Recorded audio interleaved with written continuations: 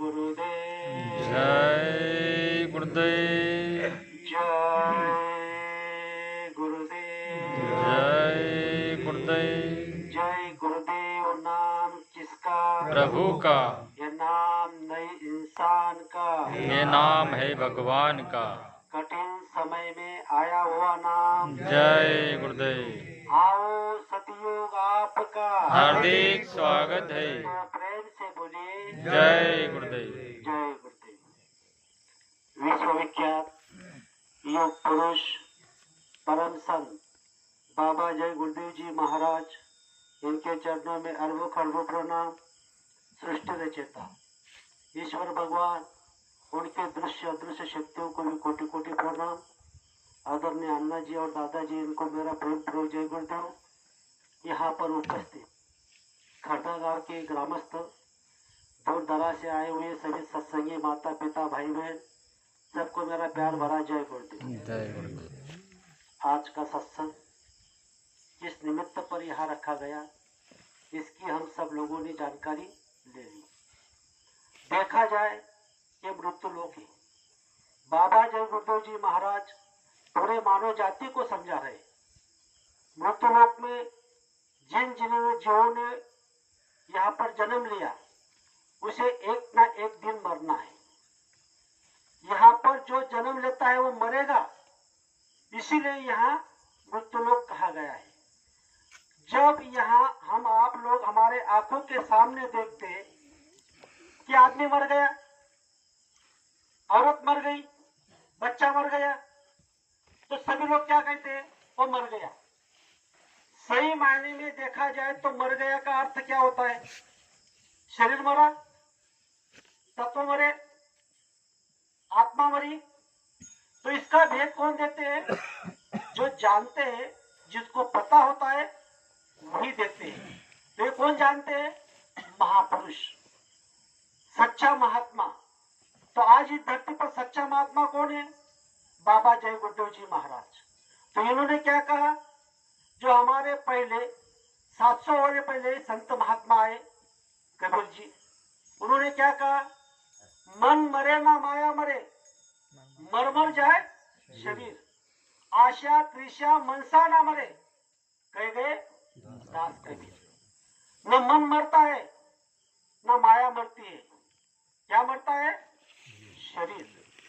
यहाँ पर लक्ष्य 84 योनि के जितने भी जीव है, जिन्होंने शरीर को धारण किया है, इसमें से अगर देखा जाए तो लक्ष्य 84 योनि में से श्रेष्ठ योनि अगर कोई होगी, वो है मानव। ये मानव की योनि श्रेष्ठ क्यों है? क्योंकि इस मानव के शरीर में पूरे 5 तत्व है, जल पृथ्वी अग्नि वायु आकाश। जब शरीर से आत्मा निकलती है तो ये शरीर में जो तत्व होते हैं, वो तत्व अपने तत्व में मिल जाते हैं। बाकी रही आत्मा। जब तक हमारे शरीर में आत्मा है, तब तक हमें उसे जीवात्मा कहते हैं।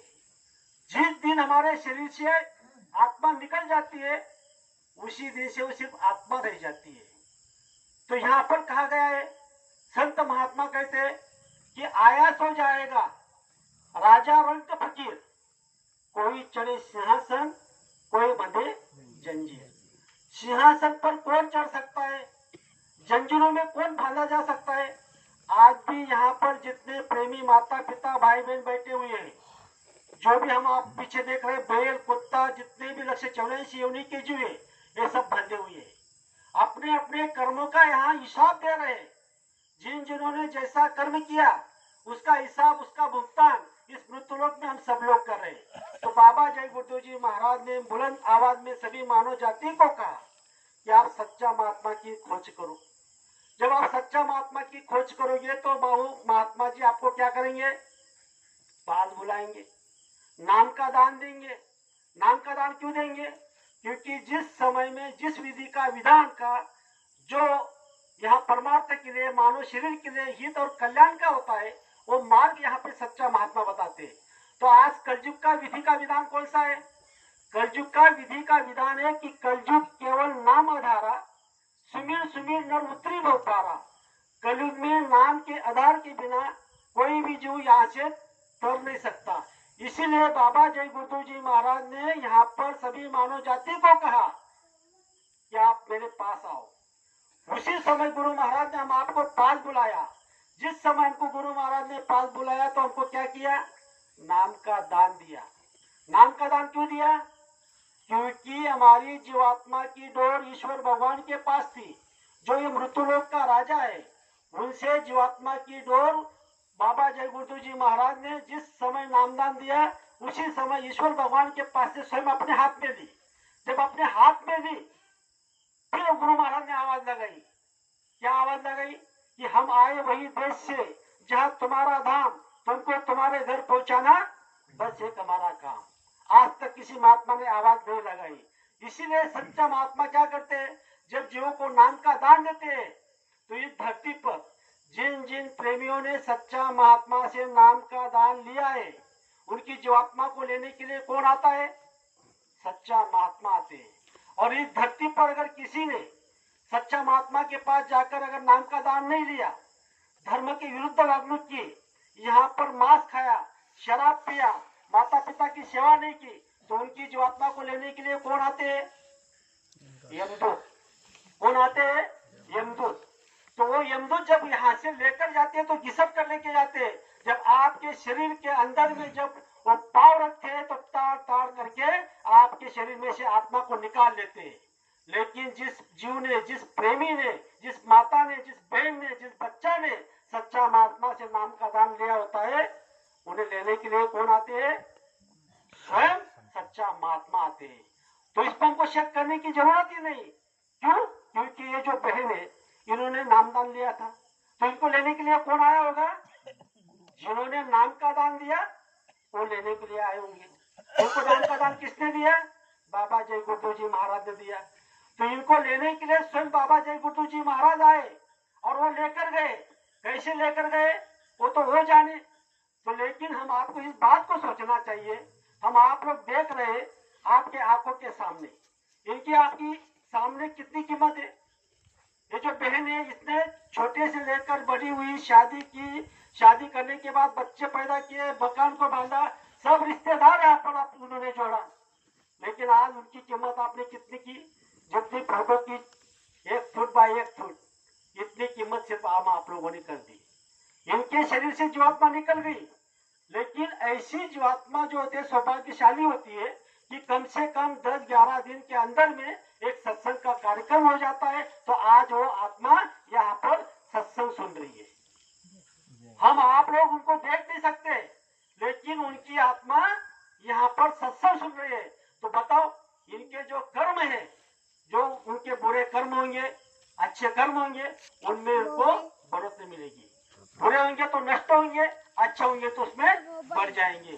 तो विचार करो कि यहाँ इस धरती पर बाबा जय गुरु जी महाराज ने सत्संग का माध्यम रखा। 10 जुलाई 1952 से पूरे मानव जाति के लिए बाबा जय गुरु जी महाराज समझा रहे कि तुम्हारे शरीर में आत्मा कहाँ से आई, क्यों आई और मरने के बाद कहाँ जाती है। इसका भेद हम आपको पता था? मालूम था? नहीं था। तो इसका भेद पूरा बाबा जय गुरु जी महाराज ने दिया। तो बाबा जय गुरु जी महाराज इस धरती पर हम आपको समझा रहे हैं कि आज इस धरती पर बाबा जय गुरु जी महाराज की बात को जो मान लेंगे और शाकाहारी हो जाएंगे तो उसकी आत्मा की संभाल हो जाएंगे। लेकिन अगर जिन जिन प्रेमियों ने, किसी मानव ने, माता ने, बच्चा ने अगर ये बात नहीं मानी और शाकाहार नहीं किया, मांसाहार करने लगे, तो क्या होगा? शाकाहार स्वर्ग का द्वार, मांसाहार नरक का द्वार। आज इस धरती पर अगर बाबा जय गुरु जी महाराज की बात किसी ने नहीं मानी, मांस खाते रहे, माता पिता की सेवा नहीं की, धर्म के विरुद्ध काम किया, तो उसकी आत्मा नरक में चले जाएगी, स्वर्ग का द्वार उसके लिए बंद हो जाएगा। तो कब तक, कितने दिन तक वो आत्मा नरक में रहेगी? कल्पों तक। तो बाबा जय गुरु जी महाराज ने इसका पूरा भेद विस्तार के साथ पूरे मानव जाति को समझा दिया कि कल्प किसको कहते हैं। कल्प का ज्ञान क्या है? सतयुग, त्रेता युग, द्वापर युग और कलयुग, 4 युग मिलके एक चौकड़ी होती है। ऐसी 72 चौकड़ी मिलके एक मनु होता है और ऐसे 14 मनु मिलके एक कल्प होता है। विचार करो, इतने दिन तक ये जीवात्मा नरक में सताई जाएगी तो कितने दिन होंगे? आयु देखी जाए, कलयुग की आयु है 4,32,000